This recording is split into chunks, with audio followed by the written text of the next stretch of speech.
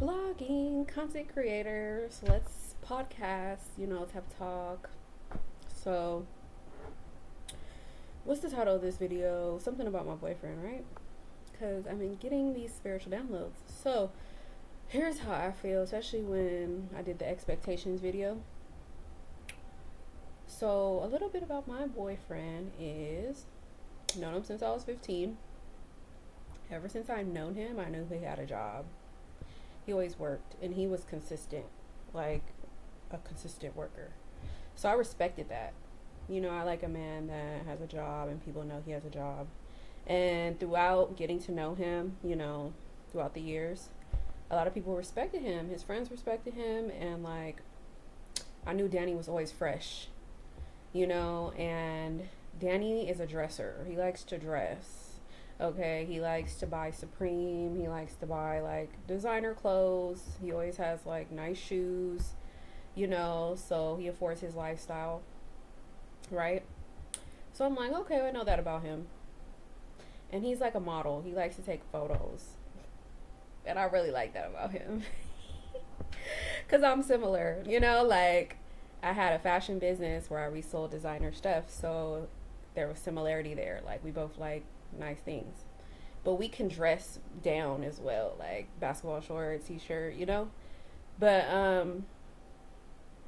what I liked about Danny was that he had friends. He always had like a friend group, and I liked that about him. Like he was social, but he stayed to himself too.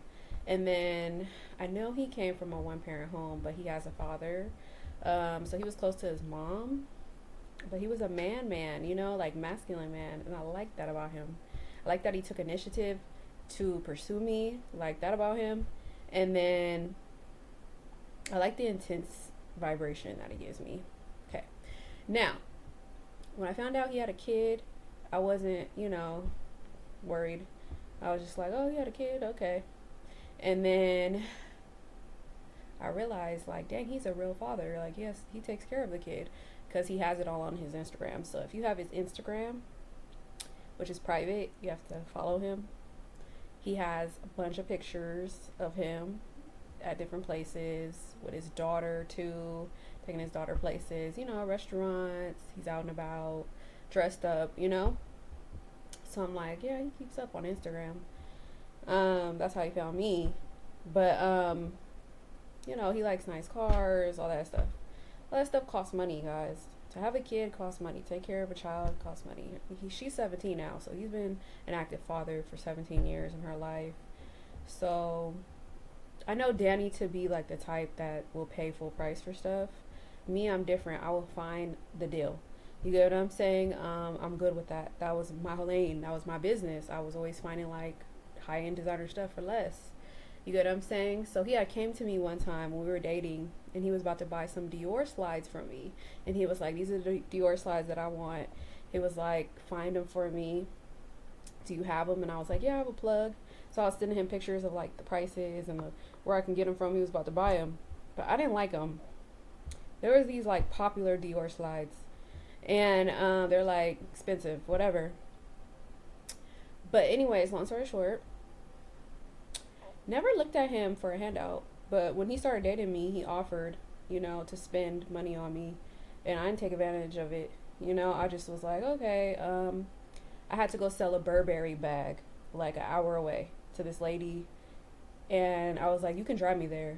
He was like, wherever you need to go, like, I'll take you. And I was like, okay, let's go all the way out there. So we drove an hour in his car. He had an Audi at the time, like a nice little Audi, and he drove us there. And then when I went to the lady's house, which was like this 5-bedroom house, it was nice, in a nice neighborhood, she bought the Burberry bag. We talked and everything. They came out to the car, like said hi to him. And then like after that, he was like, okay, where else do you want to go? And I was like, let's go to the Cheesecake Factory. So we were about to go to the Cheesecake Factory. We pulled up, seen the line. It was too long.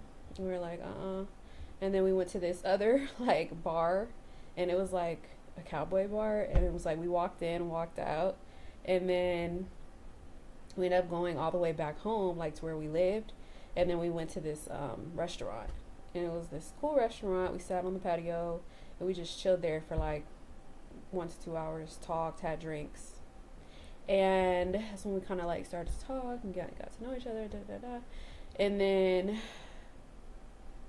he started coming to my townhouse. So at that time, I had a townhouse. So I had a 3-story, 3-bedroom, garage gated townhouse that we owned, and I was living there by myself. And so, you know, I invited him in. You know, we started like hanging out at my townhouse, and then like we got close, started dating, started seeing each other more, started talking more, and then he was working during this time. I forgot where he was working though, because we weren't really talking about work. But long story short, we parted ways from each other. And I remember I moved out of the townhouse and I went and got a big old studio, and I got a new car, and like he came looking for me. He was spying on me on Instagram, watching my stories, and I would see him watching my stories, and I'd be like, I don't want to talk to him.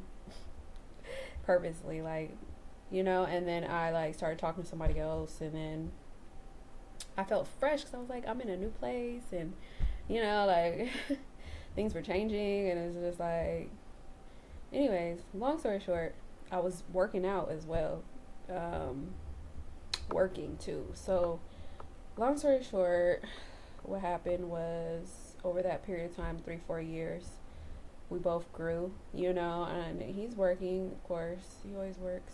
But now that we're back together, he talked to me about his job and where he works and where he lives and his lifestyle. And he got another car. So he sold. I had questioned him about the car. I was like, you still have your Audi? And he was like, no, I got a 2019 Charger SRT. And I was like, oh. I was like, oh, I really like the Audi, you know. But the Charger is cool. Like, it's expensive. So we started talking about the Charger and, like, how much the gas costs. And he pays $6 for premium gas to fill up a charger. You know how much that charger costs to fill up. It costs like $70, $80 to $90 every time you fill it up to full, you know. And you only get how much gas mileage on that charger? Because it's fast, it's a sports car, it's a race car, and it's SRT. So it's like he spends a lot of money on that car. He went and bought the car is expensive. And then it's like, I'm like, where do you live? And he's like, oh, I live by the traffic circle, nice ass area, good area in Long Beach. And it was like, okay, you living good then. And then I already know the rent is high, you know, so I already know his bills is high. To have a 17-year-old daughter is high. I was like, do you give her allowance? And he's like, yeah, I'm an active dad, you know. And I'm like, all his bills are probably high. And then on top of that, his miscellaneous bills, buying expensive clothes, wearing nice things. I'm like, oh yeah, he's spending money. You know, like, it's in California, you literally have to spend $5,000 a month to live. $10,000 a month to live, really. You know, if you really are a good budgeter, if you're a good deal breaker, if you're a good negotiator, if you're a good person that knows how to find the deals, you could live in California off of $2,000, $3,000 a month. You get what I'm saying? And save your money. But most of the time, people are spending $5,000, $10,000 to $50,000 a month to live out here. It's not cheap. It's not Texas. We all know Texas is a cheap state, you know, to live. We all know Vegas is cheaper. We all know, like, Oklahoma is cheaper. We all know the highest state to live is New York. Not even Florida. So, long story short, I'm looking out for him. Like, I know he's spending money. You know, like, it's not easy to be a guy because they pay full price. And I know the way he eats, he is not budgeting or, like, saving. Because, like, to eat out here, you got to spend at least, if you paying full price and if you eating out, 2, 4, 6, you're spending at least $20 on each meal, and you're eating 3 times a day at least. Like, you're spending like $60, $70 a day to eat. You get what I'm saying? Not cheap to eat no more. You get what I'm saying? And this is why a man needs a woman in his life, because like the woman can probably try to like grocery shop, cook, you know, or like find you the deals on your clothes, or find you the deals for your car, or find you the deals on where to live, or how to save money, you know, because that's a woman thing. But no, like, I already know how he is. Like, this man's, and he works. So basically, talk to me about work. Like, he works 6 days a week, gets 1 day off, and he goes into work at 5 in the morning. Okay, so that's why when he comes here, he be asleep, because like he's not asleep the whole time, by the way. But when he sleeps, I give him his sleep, because it's like he about to get up and he's about to go to work. Because like he gets up at 3:30 a.m. just to get ready at 4, just to leave by like 4:30 to make it there at 5, and he works like 30 minutes away, so he has to drive to work 30 minutes away. It's like he doesn't work in the city, he works out of the city. So it's like, and then when does he sleep when he gets off? Because I'm sure he works like 6, 7, 8 hours, so I'll be respecting his space and respecting his peace, because it's like I know him, so it's like the time he does give to me, which he gives me time, like whenever I want him to come, he comes. Like if I call him, if I press the issue, like pull up, he comes.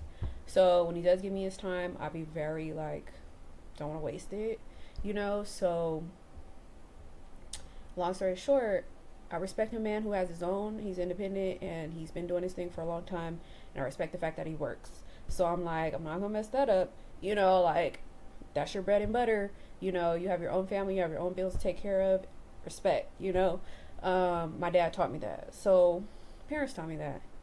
I respect my own stuff. I don't want nobody messing my money up, and messing my, so anyways, long story short, I help those that help themselves. You get what I'm saying? So if he needs a helpmate, which a wife is a helpmate, a girlfriend is a helpmate, I don't mind helping him. Just like he's helped me. He came into my life and was like, what can I do for you? I'll offer you. He's done a lot. I don't want to talk about it, but he's done enough. You get what I'm saying? And so it's reciprocal, and that's what adults do. Like, they help each other. Healthy adults, though, not toxic relationship.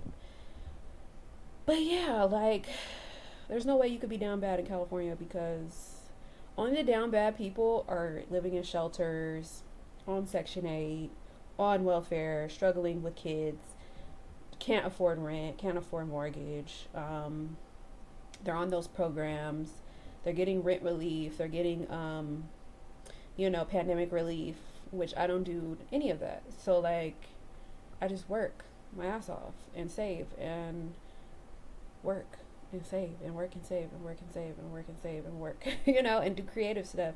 Creativity sells, so, and like I said, education, I got my education, so being smart pays, so long story short, he respects my goals. I tell him all about the things that I'm working on, where I'm at, what I'm doing, the stuff I'm focused on, and he respects it too. Like, we don't try to like make each other concentrate on each other, but we already know how we feel about each other, so it's like the love is there and I love it, and it's like conscious efforts, like being wise about things, like let me not bother, let me not sabotage, let me, like, this is cool. And it's just like,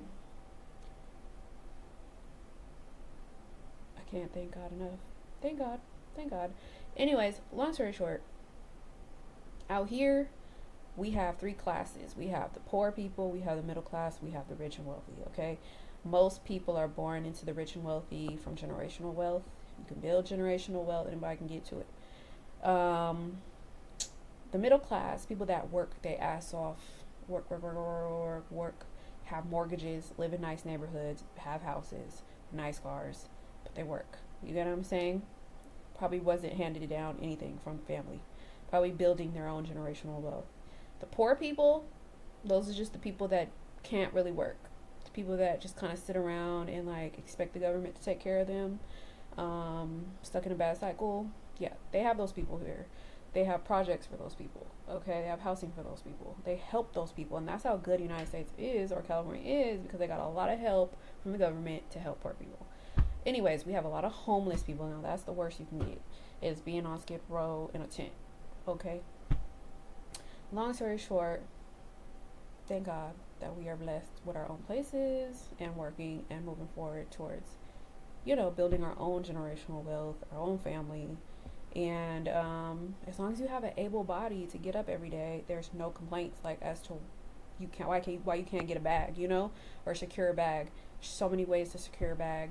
It's just about being in good mental health, being in good physical health, and being able to be like, thank God I have a bright future, you know, to get up every day and motivate yourself to work. You know what I'm saying? So